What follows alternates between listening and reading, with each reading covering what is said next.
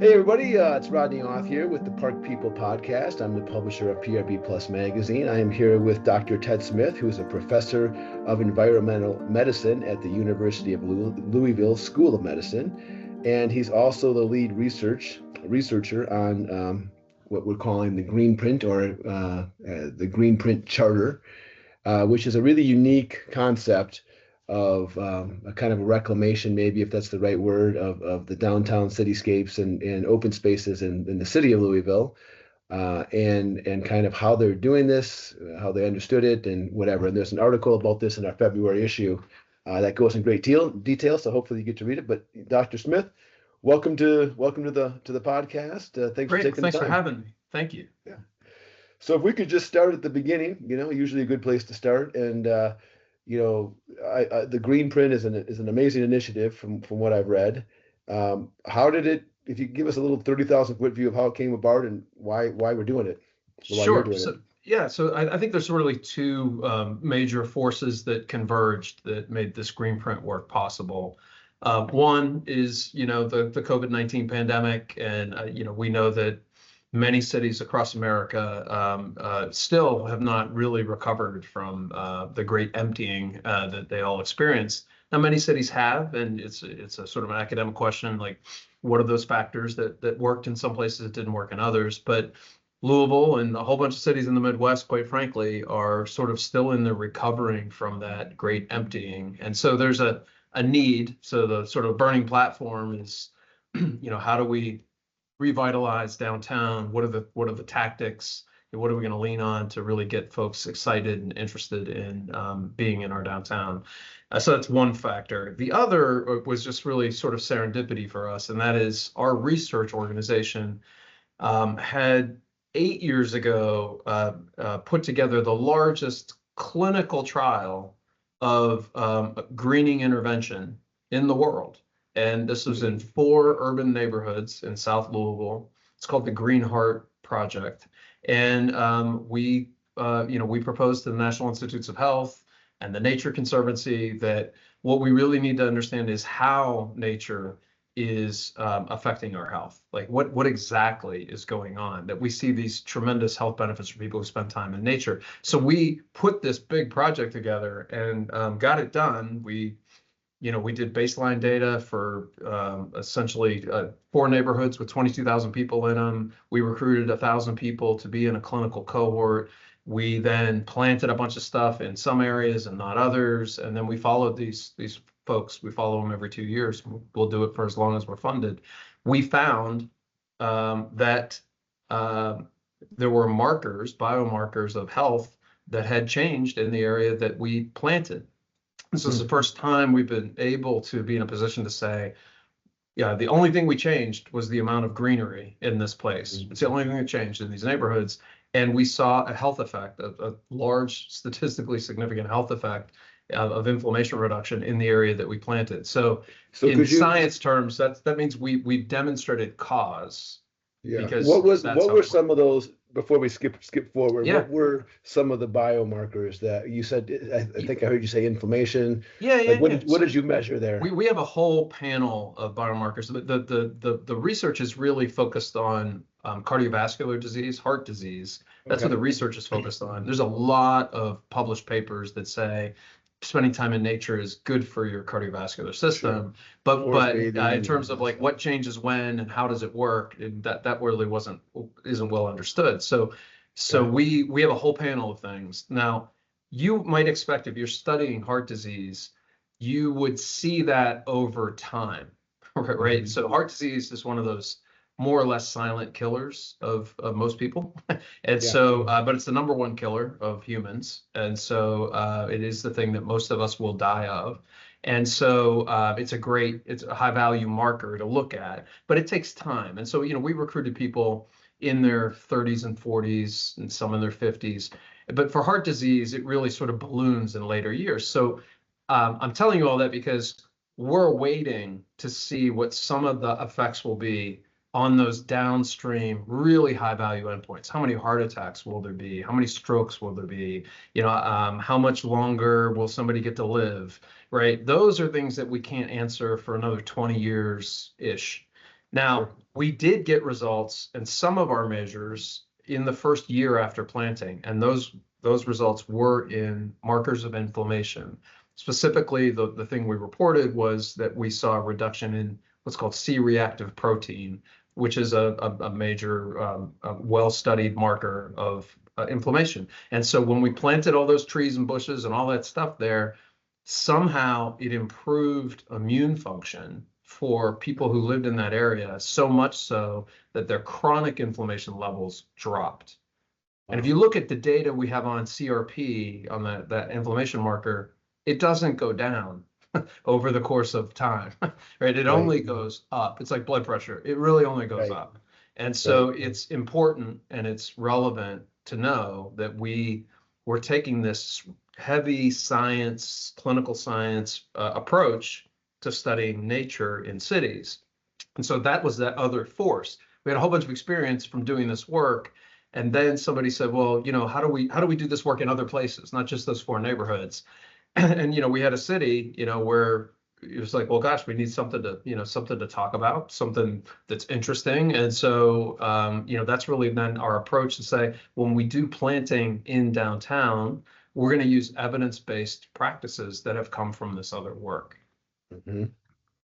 So, and what's interesting about this is, and you mentioned it, you don't know how that marker improved or why, but typically you would look at lifestyle changes and all that kind of stuff, and arguably those maybe didn't happen at all.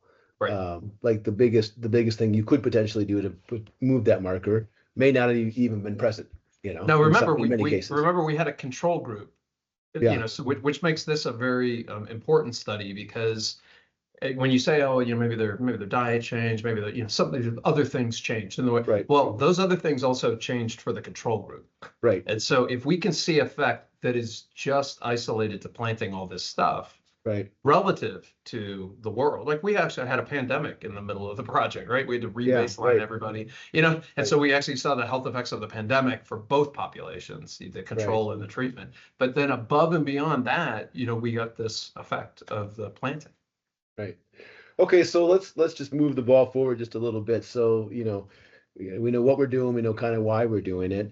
We have a little bit of insight here into how you implemented it, but maybe take us a little bit deeper into, there were a lot, this is a big project, from what I can understand. A lot of moving parts, a lot of organizations involved. Could you maybe walk us through how that came together and kind of where it's headed? So the Greenprint project, it probably deserves a little air here, is a little different than the Green Heart project, where it was a clinical study funded by NIH, it was a study with a defined set of boundaries around it. The Greenprint, really with the generous support of the James Graham Brown Foundation, they said, look, as a community, we've tackled things together, really spanning many organizations deciding to work on the same thing at the same time. And we've done that in education attainment, right? So we had a big goal, 30 years ago, we need more college graduates, and all the colleges got together and all the high schools and all that. And it was called a collective impact structure, with all these parties rowing in the same direction, sort of serving the same goal, but they're all doing different things, right? They're differently involved. That's the architecture we set up for the Greenprint. So we have a charter that all these partners essentially pledged that we're going to work together to do coordinated greening downtown.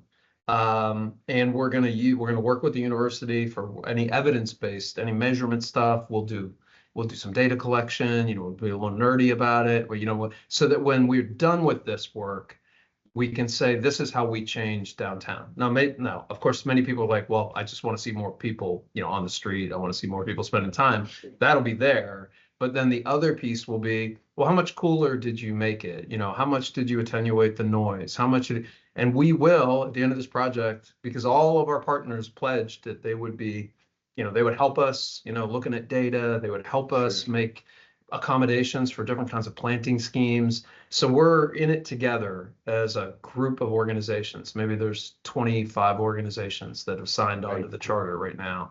We have 15 projects across Louisville, and they're all they all have their own stories, right? Maybe some of them were city projects, maybe some of them were private development, maybe some of them were, other kind of in between, some private property owner who wanted to do something different. And so we have all of those folks under the same umbrella. And that I think makes it really different. And we're really interested in taking this work to other cities because it has both public and private components to it, which makes it a little, in some senses, easier to do because everybody is welcome in, and anybody that's got a project going on downtown is welcome to join the Greenprint, and we will provide resources to you. We will connect you to others. We'll help you buy plants more cheaply together. We'll do whatever we can do as a collective that helps. Right. And that's really, I think, what makes the Greenprint special. So are you beyond what you would consider the pilot stage with Greenprint now, or do you feel like you're still in the pilot stage? So as sort of for some things, I think we've moved out of pilot, and those things include, how do you set this stuff up organizationally? How do you, what data should you keep in mind? How do you collect plant lists from all these things? Like those things we've now are working not at the pilot stage. They're sort of ready to go. I think the rest of it, the learning, what planted where does what, I mean, we're still figuring a lot of that out right now. So yeah, it's kind of a mixed bag. Okay. I haven't, and I think you alluded to this, I really haven't heard, and not that we necessarily would, but I think we would, of other cities doing something this seems like a new organizational strategy, a new initiative, what you're trying to do has been tried to be done before, of course, but the way you're doing it seems very novel. I mean, it does seem new. I mean, we have two other cities that we're a little too early to disclose at the moment, but two other cities that, sort of see this as something that's doable, right? So, because otherwise it feels like it's something that lands at the mayor's desk or, at some, the chamber, somebody has to own it. And I think this is the first time somebody said, well, we don't really need an owner. We can have distributed structure, but you just have to have a common goal, right? Right. How was it received? Has it been received in the community? Like, I'm sure there's been communication to your residents that are there, and of course, people that you're trying to maybe matriculate back, whether it be, during the day to work or whether it be to live full time. How's that worked out? So far, we've seen the key ingredient that is really required is you need a couple of catalytic sort of demonstration projects to have people experience what we're talking about, because you can look at all the renderings you want and AI generated futures of Louisville, but really there's no substitute. One of the first projects we did was a microforest, which is one of these super dense plantings right in the middle of our downtown. We call it an advanced stage microforest because usually you start with little whips, little tiny trees, and they grow over 7 or 8 years, and it starts to look a little bit like a forest. But we brought in 3-inch caliper trees and packed them in, and a little bit aggressive.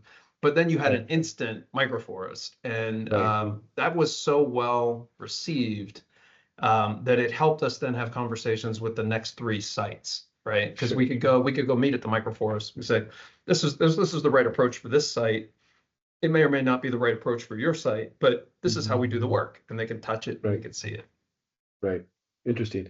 I mean, and there's globally there's a lot of data backing up your hypothesis, right? I mean, you've already kind of proven it, but you're talking to me out here in Idaho, and we're basically one big national park. So we're pretty cool. But it is interesting to see, coming from Ohio, coming from the Midwest, and then moving here, the difference in the relationship with nature that people here who've grown up here just organically have. Like if people don't get outside at least once a day here, it's a tough day. Right. That was not the case in the Midwest necessarily. The original partnership with the Nature Conservancy had elements of, kind of maybe there are 2 Americas, right? There's the folks who are out in nature, in touch with nature. They've chosen to live in places where they can do that. And then you have a whole bunch of folks who live in cities, right? So more than half the population lives in cities, right? And when the Nature Conservancy came to us, it was because they were trying to figure out how how we're going to care for this planet, how we're going to care for nature if people grow up never really spending any time in nature, never thinking about it, never necessarily valuing it. So this was part of their push on urban nature conservation. So bringing nature into cities, because the vast majority of folks aren't necessarily living that Idaho dream of yours, right? They really don't know what they're missing. They don't know that that's been a part of our culture and our history for a really long time. And maybe some of these health problems we're having are coming from, our living in cities, Yeah, I right? mean, And we not believe having those parks. other things going on in our lives, right? Internally, we believe Parks and Rec can save the world, right? Like, we believe, for better, for worse.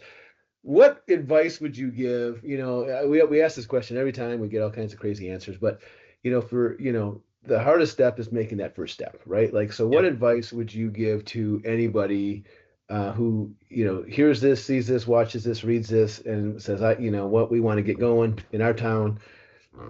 I mean, other than reaching out to you guys, which I think would be a great Yes. first step, but like just naturally, what would be a good first step? Yeah. I mean, look, I think the easiest thing to do is not try to declare, that you're trying to do something outrageous, right? Right. It's the small step that matters the most, right? So to pick a project in your community and then say, you know what, let's learn from this project and see if there's other projects that will pop up over time that, can you sort of share some of this with. And like for us, like we've got this little tiny metal sign, Greenprint project, right? And we put that little tiny metal sign in our Greenprint project areas. And Right. that I honestly think is most of it, right? That's maybe Right. 90% of it. And then the rest of it, if you're really curious and bored and you want to figure out what the hell's going on, you can do that, right? But Right. planting the little Greenprint sign, that's actually the Right. beginning. Well, it's funny too. We're big believers in, in our industry is big believers in, what euphemistically is called stacking wins, right? Start with something that you can win, Yep. and that whether that's a new program, whether that's the first step towards a community center, whether that's Yep. you want to eventually put artificial turf on your football field, or you want to green up your downtown, right? Yep. Sounds like the same thing as what you're talking about. Yeah. Yeah, yeah. Like people, I think there's too much overthinking and trepidation, and Right. who's going to get offended, or I don't know what the small things are that get in the way. But like, I think you just say the heck with it, rip the Band-Aid off, and say, yeah, Make we're it starting go. this thing here, right? Okay. Yeah. Well, we've covered a lot of ground, but you're the expert here, and I'm just the guy who gets to ask questions that he's not qualified to ask. So, what what if you were me, what should have I asked you? What did we not cover? Yeah, I mean, I think it's important to think about. I mean, you said, you have a following who believe Parks and Recs save the world, right? Like, Yeah. I'm very interested in people who have passions like these, right? These are lifestyle, cultural passions, right? I just have some big questions about sort of the future of parks and recreation, and to me, it sort of feels like we're having almost like a library moment, right? Like there was a period of time when people didn't know whether we needed libraries anymore, right? And Right. then I think the library community got together and they said, "Oh, we're more than a bunch of books, right? Like Right. we're so much more than that." And to be relevant to our times and our community, they sort of adapted and sort of morphed a bit, right? And so for Right. me, I've just the Parks and Recs question is. Um, can we envision this ethos, right, this set of values really permeating lots of spaces that historically weren't seen as parks or recreational places, right? Like, because I think it's like the nature question, like to bring nature into cities, the only way we know how to do it right now really is to call it a park. Right. And Right. that's killing us. I believe literally it is killing us. And Right. so I wonder if your kindred spirits, all that, like, is there an evolution of parks and recreation that really is much more, holistic? And can we get I think there? it's an interesting time for this conversation because we kind of had our what you were calling your library moment there during COVID, right? So we were previous to that, funding was there because, we have to do it, but, or it was tied to development, which Yep. was kind of still a backwards way to do it, but understandable. But it wasn't, the first item on the budget. It was the last Yep. item in the city budget. Yep. And then when people could not, congregate in interior spaces, parks got loved to death. And Right. and by default, budgets had to increase, and there was funding from the federal government. Yeah. And all of a sudden, the importance of these natural spaces was driven home by something, was the best, unfortunately, it was the best marketing campaign ever Right. for Right. parks and recs and open spaces, right? Right. Now we're on the backside, kind of on the backside of that. People are either recovering or still trying to recover, but like, you know, you see it in all the outdoor gear, right? Now you couldn't buy a bike 2 years ago. Now they're going to give you a bike if you go to the store. Same thing with any outdoor equipment. People have shifted back a little bit Yeah. towards that space. And so the conversation is very much in line with the question you're asking. How can we build on the momentum that we started to create there? Yep. And to your point, do we rethink what a park is? Do we think how we name these things? Because, Yeah. Yeah. like you said, putting the little Greenprint signs around, it's amazing how powerful that is. Right. If we call everything a park, have we, are we doing it ironically enough, doing it a disservice in some way, shape, or form? Right. I mean, and it's such an important conversation to have, right? Because I look at the other, there's a big phenomenon, I think, in the country right now around longevity, aging, all that kind of stuff, right? So you have all these people that are just really fascinated about how to like hack their bodies to live forever or whatever. And you've got folks like Peter Attia. He writes this book, and everybody, it's on the New York Times for 2 years. So I see all that excitement, like I want to live forever and I want to be healthy when I die, all that kind of stuff. Right. And that too isn't connected to this conversation, right? Right. So those people, and I know a lot of them very well. I mean, they're just like, I need a different supplement. I needed, I need my routine. How much time am I going to spend in zone 2 versus zone 3? I mean, very sophisticated. But then if you say, well, how much time are you spending outside? Driven by these watches. Yeah, no, exactly. And the watch doesn't know whether you're inside or outside, right? Like it doesn't know. Right. And so it's so frustrating to me that there's all that interest, right? And that we're not connecting that one last dot that we did during the pandemic, to your point. Like people intuitively knew, I want to spend more time outside. I want to spend more time in nature. I don't want to live, incarcerated, whatever. Right. But we lost that again, right? To, sort of what you were alluding to. But at the same time, we do seem to be concerned about how we're going to be, healthy and well. And again, we're not connecting these dots. And I'm really interested to figure out how we do that. Well, and I think too, in the outdoor community, we're seeing some generational shifts. So we're in a weird spot, right? We have generations that are coming up, right? They're starting to, maybe you've seen some data on this. Alcohol is not as big of a priority in their life as it was maybe in our generation's life, and maybe continues to be. Outdoor activities for that generation, a higher percentage of them believe that it has to happen on a regular basis versus older generations. So there is a wave coming.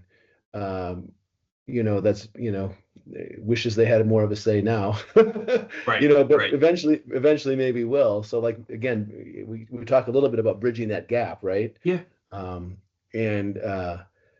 So I'd like to invite you. This is not really part of the podcast, but we have a conference. We do a virtual conference, so your team could do it from. If you guys ever wanted to present on this would be well in line with what we're trying to absolutely to share. Okay. No, we're big believers in working crossover spaces, right? So I mean, we can talk to all the cardiovascular researchers we want. They're not that interesting, right? So we really need to talk to other people. Right. Okay. Well, before we wrap up, is there? What else did we miss? Did we miss anything else? I think we got it. I feel great. Okay, good. Well, I appreciate it. Thanks for taking the time. Thanks Likewise. For letting the team help write the article here, and that will be in the February issue, as we said. And this podcast is wherever you guess. It's also got a YouTube version if you want to watch us. Two hair challenge guys talking. With the Steelers, I mean, there we go. We got the whole thing, got the whole show. You got the exercise bike. I got the team that's no longer in the playoffs. Anyway. Yeah, we may edit that football out just to I see how this works. Oh, well. Well, have a great week. Thanks for all your Hey, time. you too. Thanks so much. You Bye, take buddy. care. Take care. Bye. Bye.